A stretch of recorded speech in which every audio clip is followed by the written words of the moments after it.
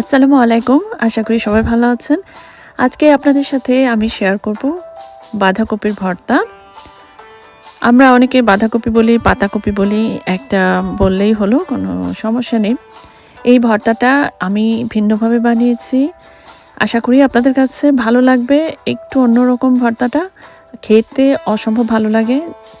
চলুন তাহলে আমার ভর্তাটা আমি কিভাবে বানালাম দেখে নিন।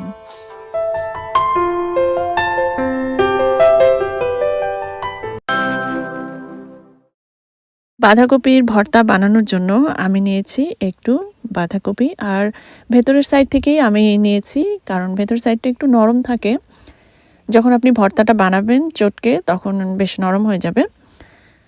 আমি এটা কাঁচাই বানাবো, একদম সেদ্ধ করব না। যদি আপনারা চান তাহলে কিন্তু অল্প একটু লবণ দিয়ে এই পাতাকপিটা কুচি করার পর ভাপিয়ে নিতে পারেন। না ভাপালেও এটা কিন্তু খেতে অনেক ভালো লাগে, ফ্লেভারটা এবং টেস্টটা কিন্তু একটু ডিফারেন্ট হয়। তাই আমি আমার ভর্তাটাই আপনাদের সাথে শেয়ার করব। যারা লাইক করবেন আমাকে অবশ্যই জানাবেন। আমি আজকে যেহেতু পাতাকপির ভর্তা বানাবো, এর সাথে আমি একটা এক্সেপশনাল আইটেম অ্যাড করব, যেটা সচরাচর আমরা সাধারণত কেউ অ্যাড করি না। এখানে আমি গোলাপের পাপড়ি ইউজ করব এই ভর্তাটার সাথে। গোলাপের পাপড়ি উপকারিতাটা একটু বলে রাখি। গোলাপের পাপড়ি কিন্তু আমাদের অনেক উপকার করে, বিশেষ করে স্কিনটা টাইট রাখতে এবং অয়েলি রাখতে। খুব বেশি অয়েলি না, বাট ব্যালেন্স করে।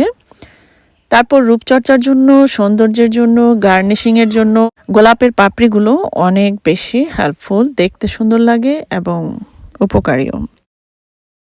যাদের ডিপ্রেশন আছে অথবা যাদের ওজন বেশি, ওজন কমাতে পারছেন না, তারা কিন্তু একটু গোলাপের পাপড়ি খাবারের সাথে খেতে পারেন, স্মুদির সাথে অ্যাড করতে পারেন। এরকম ভর্তা বা থেতো করে রসটা আপনারা একটু খেতে পারেন। যাদের স্কিনে একনে আছে অথবা কোনো রকম ইনফেকশন আছে, সেখানেও কিন্তু এই গোলাপের পাপড়ি থেতো করে একটু লাগিয়ে দিতে পারেন, তাহলে ইনফেকশন ভালো হয়ে যাবে। এভাবে আমরা গোলাপের পাপড়ি যুগ যুগ ধরে দেখে আসছি, খাবারে এবং রূপচর্চার কাজে অনেক বেশি ব্যবহৃত হয়। কারণ এই গোলাপের পাপড়ির আসলেই কিন্তু অনেক হেলথ বেনিফিটস আছে। আমরা সাধারণত গোলাপের পাপড়িগুলো শুকিয়ে গেলে ফেলে দিই। সেই শুকনো পাপড়িগুলো কিন্তু আপনি সংরক্ষণ করতে পারেন। যখন আপনার প্রয়োজন হবে সেটা অল্প একটু পানিতে ভিজিয়ে নরম করেই তারপর আপনি সেটা ইউজ করতে পারবেন। আমি আজকে এই ভর্তাটার সাথে এই গোলাপের পাপড়ি ইউজ করব, সেই জন্য গোলাপের পাপড়ির উপকারিতাটা একটু বললাম। আমার পাতাকপিগুলো একটা গ্রেটার দিয়ে ছোট ছোট কুচি কুচি করে কেটে নিয়েছি। তার মধ্যে আমি এখন কিছু পেঁয়াজ আবার গ্রেটার দিয়েই কেটে দিচ্ছি। আমি এখানে গ্রেটার ইউজ করছি, তাহলে খুব বেশি পাতলা হবে। পাতলা হলে ভর্তাটা খেতে ভালো লাগবে। যেহেতু আমি এটা কাঁচা কাঁচাই বানাবো, এটা অনেকটা সালাদের মতো, কিন্তু খেতে অনেক স্বাদের একটা ভর্তা। যারা কখনো এটা খাননি, বাসায় পাতাকপি থাকলে আজই বানিয়ে ফেলুন। আশা করি খুবই ভালো লাগবে। অনেক পছন্দের একটি ভর্তা আমার, তাই আপনাদের সাথে আজকে শেয়ার করছি।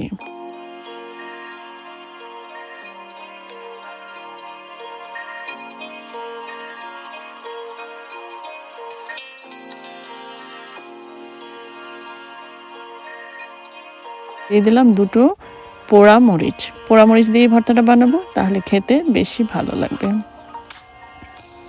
আর দিয়ে দিচ্ছি আধা চা চামচ পিঙ্ক সল্ট। আপনারা চাইলে নর্মাল লবণ ব্যবহার করতে পারেন। পিঙ্ক সল্টটা এক্সট্রা একটা টেস্ট আনে, সেই জন্য আমি ভর্তাতে খুব পছন্দ করি।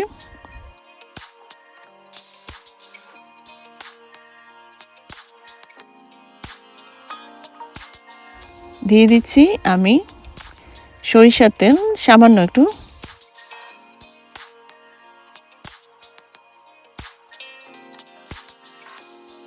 এবারে আমি দিয়ে দিলাম এতে কিছু গোলাপের পাপড়ি কুচি করে কেটে, সামান্য একটু পুদিনা পাতা, আপনারা চাইলে ধনিয়া পাতা ইউজ করতে পারেন। এই গোলাপের পাপড়িটা আমি রূপচর্চার জন্য আর উপকারের জন্যই অ্যাড করলাম।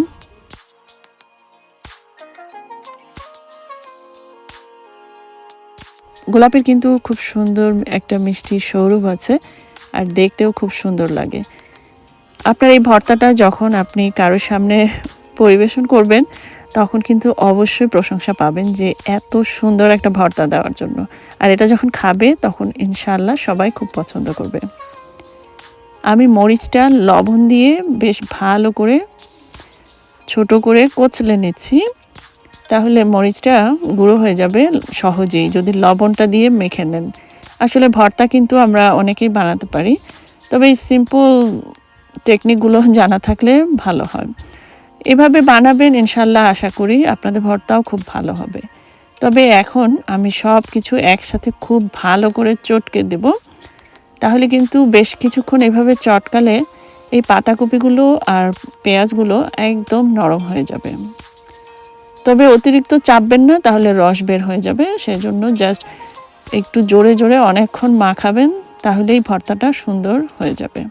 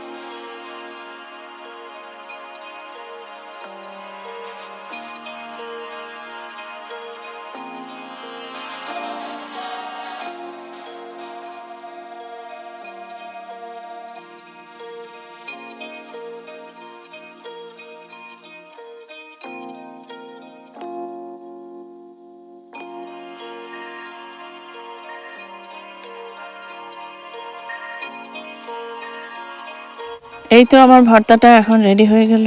দেখতেই পাচ্ছেন এটা কতটা সুন্দর হয়েছে। এই ভর্তাটা খেতেও অসম্ভব মজার।